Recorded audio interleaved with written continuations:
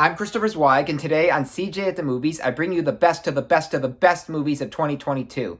Now, 5 years ago, I changed the name from CJ's Movie Madhouse to CJ at the Movies, and to celebrate 5 years being passed, I decided to add 5 honorable mentions, the films I wanted to put in my top 10 list but couldn't. Like 15 would be The Northman, 14 would be To Leslie, 13 would be The Whale, 12 would be Bros, and 11 would be Glass Onion, A Knives Out Mystery. Now let's start the countdown. Do you think they could be out there? Marcello, let's forget about being afraid. Just take the adventure. Okay, let's do it. At number 10, Marcel the Show of Shoes On. This stop-motion live-action hybrid transcends the YouTube short Jenny Slate and her ex-husband Dean Fleischer Kemp made into an independent feature. Slate reprises her role as a boy shell named Marcel who is on the search for his long-lost family while under the care of his loving grandma and while being the subject for Fleischer Kemp's doc. This is a little movie with a big heart, and Slate, who specializes in delightful and funny voice roles, proves she can do more than just Zootopia or The Great North, and this short came out way before them. Number 9, Baz Luhrmann's Elvis, which features Austin Butler in the performance of the year as Elvis Presley, the late singer we all know and love. Tom Hanks plays the man responsible for his fame and his tragic demise. He's just a greedy gambler who makes his legendary singer resort to drugs. Just think, it's like if the king was the star of Moulin Rouge with all these elaborate images and combo of classic songs and new songs. Enjoy the ride, baby. Thank you. Thank you very much. Are you ready to fly? I'm ready. Ready to fly. We have a problem. I received another weird email. There's no reason to get caught up in any intrigue. I'm worried. She's starting to disappear into herself. Number 8, Tar, Todd Field's first movie since Little Children, and this is only his third piece, but he has proven himself to be an artist. Cate Blanchett is exceptional as a conductor whose music you love and whose personality you hate. This is a film that requires the most delicate of pacing and the most intriguing of what her life will unfold. Number 7, Aftersun, the feature debut from Charlotte Wells, who gives us a relaxing experience as we see a young father and his little girl on a little trip where she questions what his life provided, and as she gets older, she begins to acknowledge his life. There are no cliches and there are no conflicts. This is a low-budgeted trip that's worth taking, and I don't give a damn about room service. Hiya everyone, my name's Belinda and I'll be your tour rep for the next week or two. Now I've only just transferred in from Torremolinos.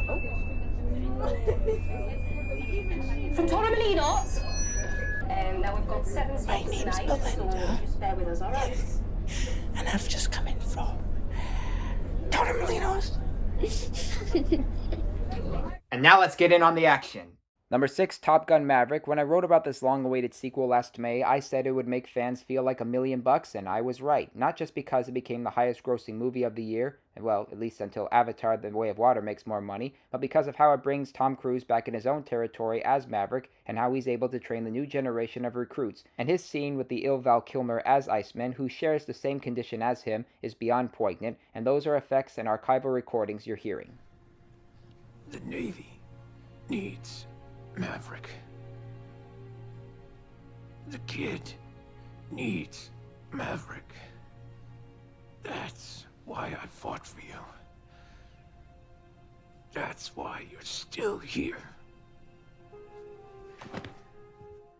Number 5 on my list is Turning Red, Disney and Pixar's animated gem that's also one of the most argued about animated films in terms of its young heroine turning into a red panda instead of having her periods. Even us critics are concerned about who its targeted audience was for, but for the voice actors, the Chinese culture, the Canada setting, the 2002 time period, the Bootylicious number, and all the red pandas to appear, this is the best animated film of the year. OMG!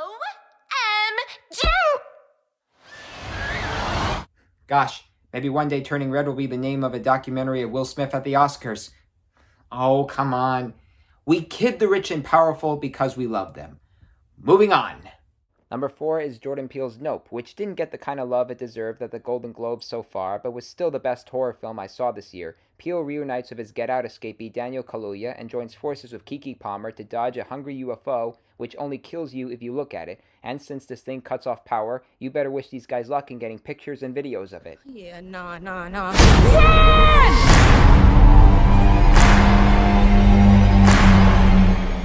X, Pearl, and The Black Phone were all daring and original horror films, but this one seems to be a big fan of Spielberg movies like Jaws and Close Encounters of the Third Kind, as well as Akira, Pulp Fiction, spaghetti westerns, and natural-born killers and so forth, It's satirical, scary, and stupendous all around.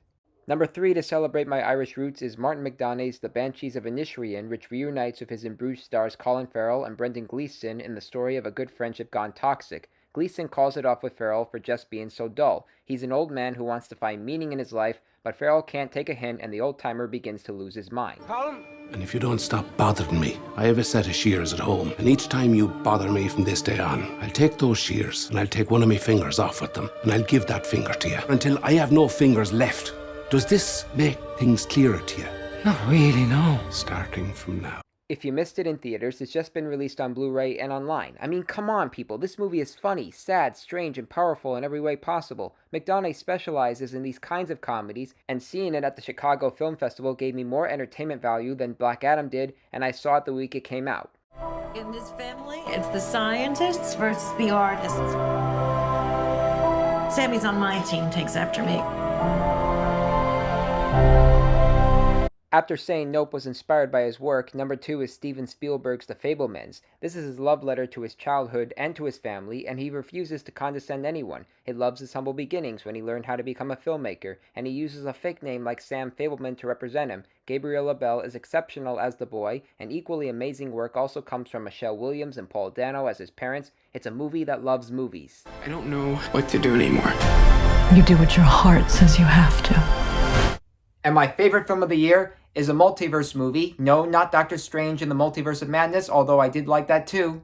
It's Everything Everywhere All at Once. This feature from the filmmaking duo Daniels takes the genre to new heights, heights we never thought could be reachable. Michelle Yeoh stars as a struggling immigrant mother who finds out she's meant to save the multiverse. To turn yourself into a fighting machine, you have to do crazy things like chew ABC gum, or give yourself paper cuts, or drink a whole bottle of orange soda. It's just one bizarre scene after another, and yet it's so electrifying and original. Across the multiverse, I've seen thousands of Evelyns. You can access all their memories, their emotions, even their skills. This is a thoroughly challenging film that not even Daniels could explain clearly when they pitched this movie, and each multiverse trip is either truthful to the characters or outrageously funny. This is the real action film of the year and the highest grossing film from A24, but that's not why I love this movie. It's just so unbelievable in every way possible. And now let's recap my list of the best movies of 2022. At number 10 is Marcel the Shell of Shoes On. Number 9, Elvis. Number 8, Tar. Number 7, After Sun. Number 6, Top Gun Maverick. Number 5, Turning Red. Number 4, Nope. Number 3, The Banshees of Inisherin. Number 2, The Fabelmans. And my favorite film of the year, bar none, Everything, Everywhere, All at Once. Well, those are the best movies I saw this year. I'm Christopher Zweig. Happy New Year, and I'll see you at the movies. For more amazing content, please like and subscribe to my channels, and please read my reviews at cjatthemovies.com and download the new HD Radio app.